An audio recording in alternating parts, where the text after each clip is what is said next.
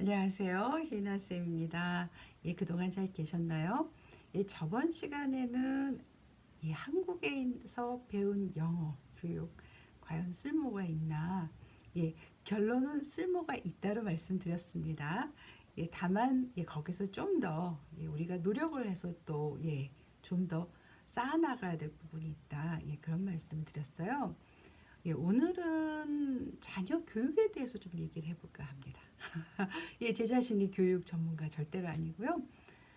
다만 아이를 데리고 와서 현지에서 아이의 교육을 시키고 그러면서 많은 시행착오를 겪은 사람 입장에서, 그리고 이제 다른 사람들이 또 시행착오를 겪는 그 모습을 보면서 제가 느꼈던 점에 대해서 조금 나누고 싶어서 이번 비디오를 만들었습니다.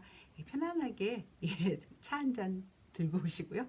같이 이야기를 나눴으면 좋겠네요.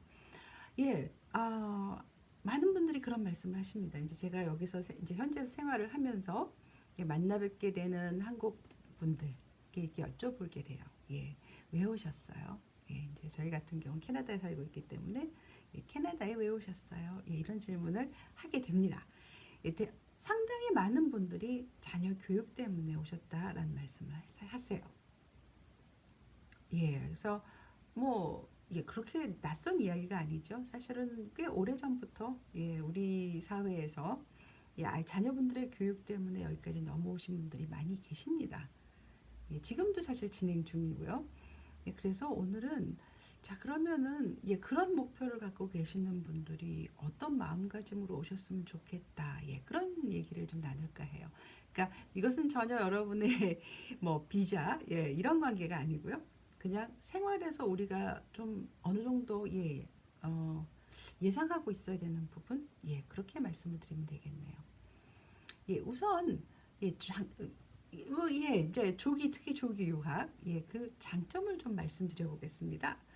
자, 여기에 오셔서 특히 캐나다, 저는 주로 캐나다를 위주로 말씀을 드릴 거예요. 아마 미국도 아주 크게 다르진 않을 거라고 생각합니다. 일단 캐나다에 중점적으로 말씀을 드리면 장점이 있죠. 장점은 뭐 커리큘럼이 훨씬 느슨하죠. 한국보다는. 한국처럼 학생들 새벽부터 밤까지 붙잡아 놓고 공부시키고 분명 그런 분위기는 아닙니다. 분명 그런 분위기는 아니고, 특히 무슨 대학 입시 우리처럼 뭐 독서실에서 정말 몇 시간 엉덩이가 정말 이렇게 물러지도록 이렇게 앉아서 공부해야 되고, 역시 그런 분위기 아닙니다. 저도 제 딸을 여기서 학교를 보냈지만 사실 입시란 느낌을 거의 한국에서 얘기하는 어떤 고3 엄마의 입시 그런 건 느끼지 않았던 것 같아요. 그래서 그런 점에 있어서는 상당히 좋습니다. 상당히 좋고요. 또 학생들한테 어느 정도의 이렇게 방황할 시간을 좀 주는 것 같아요. 교육 자체가. 그래서 학생들이 생각을 많이 할 수 있게 합니다. 앞으로의 진로에 대해서. 그럴 때 여유를 부모가 준다는 거. 그리고 또 하나는 뭐라고 할까요? 일단 자기 진로에 대해서 이제 한국에서 이렇게 왜 진로에 대해서 결정을 하고 거기에 맞춰서 대학 입시를 뭐 때론 진로와 전혀 상관없이 대학 입시를 진행하는 경우가 종종 있는데, 여기는 그것보다는 앞으로 내가 이걸 하고 싶고 그 진로가 또 바뀔 수도 있다. 그런 여유를 좀 갖는 것 같습니다. 그래서 실제로 대학을 졸업하고 난 다음에 어떤 나름대로 취업을 하다가 나는 이게 더 하고 싶어요. 그래서 또 대학을 들어가서 또 공부를 하고 학위를 따고 그래서 또 다른 전혀 다른 직장으로 자기 인생을 이렇게 전환시키는 그런 경우를 종종 봤습니다. 그런 걸 보면 참 좋죠. 실질적으로 공부를 잘하고 못하고 하는 사람의 어떤 차별이 크지 않다는 점, 그것도 제가 보기엔 매력이라고 볼 수 있겠네요. 자, 그러면 이거 뭐 제가 말씀을 안 드려도 아마 잘 알고 계실 겁니다.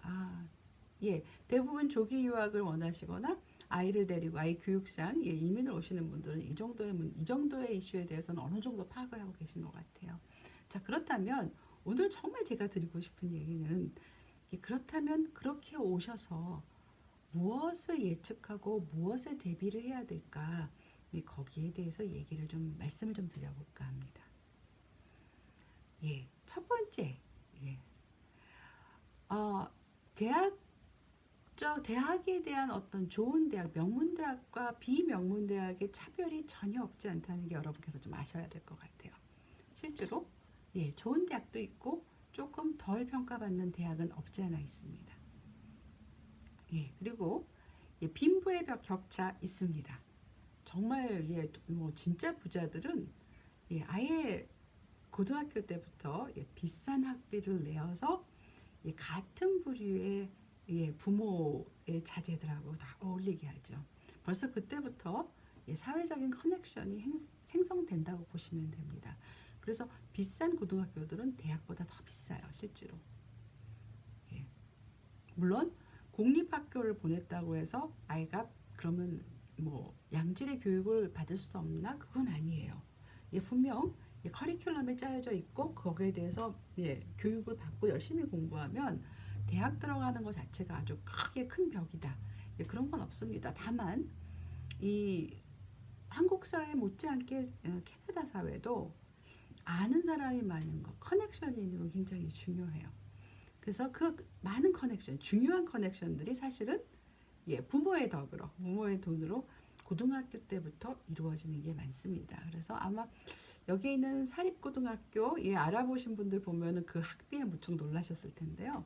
실제로 그렇습니다. 실제로 그래서 그때 이미 초석을 까는 거죠. 사회적으로 성공할 수 있는 초석. 그 점을 조금 염두에 두셨으면 좋겠어요. 자, 그 다음에 또 뭐가 있을까요? 저는 뭐라고 얘기할까요? 한국에서의 교육이 나쁘기만 하다고 생각하진 않습니다. 제 자신은 한국에서 이제 고등교육을 받았고요. 그래서 한국 교육에 어느 정도 적응한 사람이라고 볼 수 있습니다. 뭐 지금만큼 또 제가 학교를 다녔을 때는 지금만큼 그렇게 치열하지도 않았던 것 같아요. 그때도 전 나름대로는 치열해서 죽을 것 같다는 생각을 했지만 지금만큼은 아니지 않나. 그런 생각은 듭니다. 아무튼 그냥 그런 대로 적응하고 그런 대로 학교 가고 그렇게 살았던 것 같습니다. 또 어떤 면으로 봤을 땐 지금같이 치열한 속에서도 어느 정도의 동기부여가 되고 짧은 시간에 많은 걸 배우고 많은 걸 이루고 싶다 그럴 땐 한국 교육이 나쁘진 않은 것 같아요. 그래서 한국에서 행복한 아이라면 한국에서 학교를 계속 다니게 하는 게 어쩌면 좋지 않을까 하는 생각도 듭니다.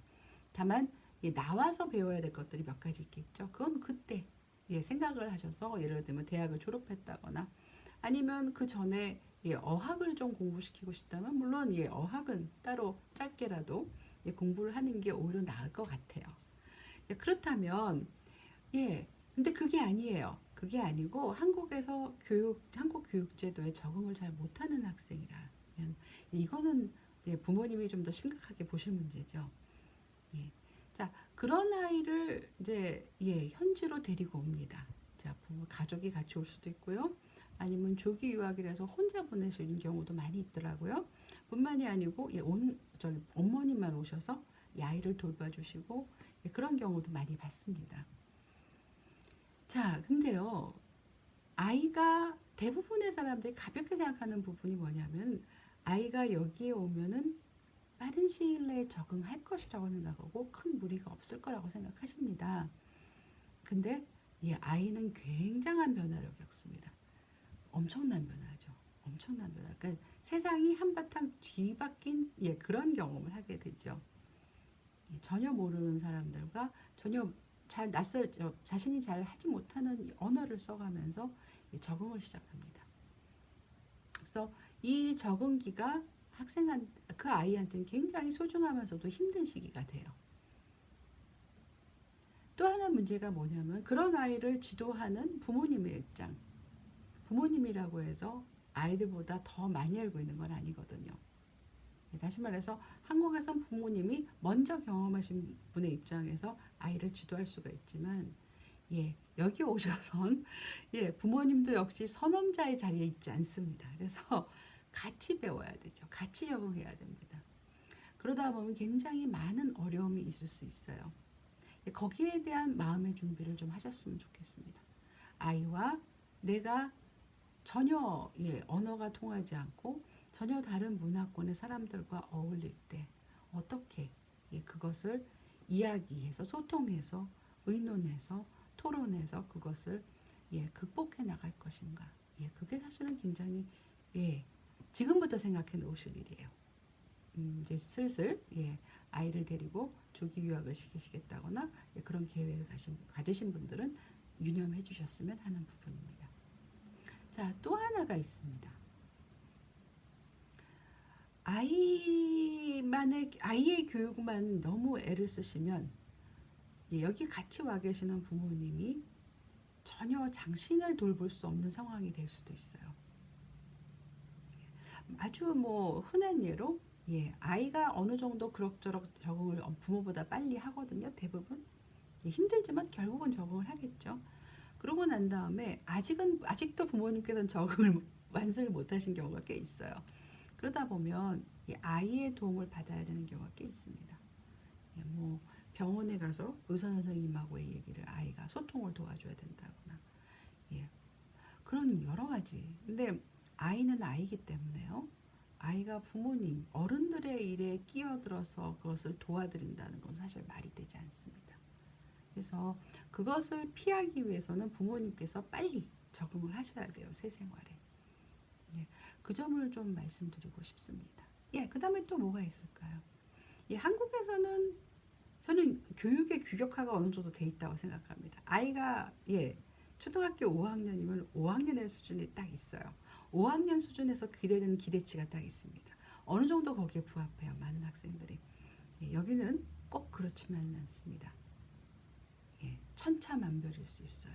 아이의 뭐 지적 수준, 아이의 지능, 그 모든 것이 천차만별이고, 또한 예를 들어서 옆집에 뭐 같은 동급생이 사는데 우리 뭐 초대해서 해볼까? 그 좋은 생각이죠. 굉장히 바람직해요. 사람을 사귀는 데 있어서. 다만 그 사람의 문화는 나하고 전혀 다른 쪽의 문화 사람일 수도 있습니다. 다시 말해서 한국에서 봤을 때 우리가 보통 중산층, 예를 들면 같은 아파트에 한 동에 같이 산다고 했을 때 이러이러한 사람일 거란 대충 그 기준치가 있지만 여기는 그렇지 않은 경우가 훨씬 더 많습니다. 그래서 그 점도 부모님께서 어느 정도 유념을 해 두셔야 될 것 같아요. 또 뭐가 있을까요? 이제는 조금 더 심각한 얘기로 한번 가보겠습니다. 우리 사회에서의 어떤 고정관념, 이런 게 있죠. 고정관념은 확실히 좀 더 보수적인 사회고요. 인식적으로 봤을 때. 그다음에 단일민족 이런 말 많이 쓰죠. 뭐 단일민족까지는 아닐 거라고 생각하지만 우리 모두 생김새가 다 비슷비슷합니다. 잠깐만요. 커피 한잔 하겠습니다. 근데 또 동성애 개념, 이런 거 성 정체성에 대한 개념, 우리 한국 사람들은 아직 거기에 대해서 그렇게 심각하게 사고를 하고 있지 않은 것 같아요. 자, 여기 특히 캐나다만 해도 미국도 마찬가지입니다만 그 세 가지는 매우 민감한 문제가 될 수 있습니다. 말씀을 어떻게 하시냐에 따라서 굉장히 주변의 질타를 받을 수도 있고요. 그래서 굉장히 그 부분에 있어서 조심하셔야 되는 것도 맞지만 내 아이가 그런 한국에 있었을 때의 고정관념과 다른 사람으로 성장할 가능성도 있다는 것을 꼭 염두에 두셨으면 좋겠습니다. 자, 여러분들은 아이를 해외에서 교육을 시키기로 하셨어요. 그 이후에는 여러 가지 뜻이 있을 겁니다. 첫째는 좁은 한국 환경의 교육이 아닌 좀 더 넓은 세상에 가서 내가 못 배운 걸 배우고 그러라고 아마 보내실 겁니다. 언어도 배우고 그렇죠. 문제는 그거와 함께 따라오는 여러 가지의 패키지가 있습니다. 그 중에 하나가 이 아이는 여기서 이 사람들의 교육 이념에 맞춰서 이 사람들의 평등 이념에 맞춰서 자란다는 거죠. 그런 까닭에 아이는 부모님이 원치 않는 선택을 할 수도 있습니다. 역시 어머니 부모님들은 예, 그런 자녀를 지도하시려고 할 거예요. 하지만 안타깝게도 이 문화에서 교육을 경험하시지 않았기 때문에 선험자는 아니십니다. 자, 그런 까닭에 그런 부분에 있어서 서로의 어떤 지향하는 바가 충돌할 수도 있다. 예, 그렇게 생각하시면 좋을 것 같아요. 부모님이 생각하는 가치관, 부모님이 생각하는 종교, 예, 그런 기타 등등하고 부딪힐 가능성도 있습니다. 왜냐하면 이 아이들은 여기서 교육받고 여기서 성장을 할 테니까요. 그래서 이 아이를 데리고 해외에 오시기로 마음을 먹으셨다면 예, 역시 그 부분도 감안하셔야 됩니다. 내가 그런 부분에 있어서도 받아들일 수 있는 마음의 준비가 되셨는지 예, 그걸 좀 예, 생각해 보셨으면 좋겠어요. 예, 제 자신도 예, 그 부분에 대해서 생각을 많이 했습니다. 저는 예, 딸이 하나 있고요. 예, 이제는 뭐 공부 다 시켰습니다만 예, 그 딸아이를 데리고 오면서 많은 생각을 했어요. 예, 캐나다로 이민을 온다. 예, 그러면 캐나다에서 아이가 과연 예, 어느 날 갑자기 예, 여자친구를 데리고 와서 예, 결혼하겠다고 얘기할 수 있다는 생각까지 한번 해보았습니다. 그것을 내가 받아들일 수 있을까? 예, 받아들일 수 있다라는 결정이 나셨으면 오셔도 됩니다. 예, 그래서 아이가 내가 받지 않은 교육, 그것보다 더 큰 교육을 아이가 받도록 하고 싶다 하셨을 때는 여러 가지 많은 것을 한번 염두에 두셔야 된다는 거. 예, 그 점을 좀 기억하셨으면 좋겠네요. 예, 오늘 얘기 좀 길어졌습니다. 한 15분 정도 예상하고 있었는데 벌써 예, 17분이 돼가네요. 예, 지루하게 해드렸다면 죄송하고요. 예, 혹시 거기에 대해서 고민을 하고 계시거나 궁금한 점 있으면 예, 아래 댓글로 보내주셔도 되고요. 예, 예, 그냥 제가 아는 한에서 대답해 드리겠습니다. 대답이라기보다는 예, 그냥 제 의견을 말씀드리겠습니다. 예, 그러면 예, 여기는 주말이고요. 한국은 오늘 많이 춥다 그러는데 예, 건강 조심하시고요. 저는 다음 비디오에 뵙겠습니다. 안녕히 계세요.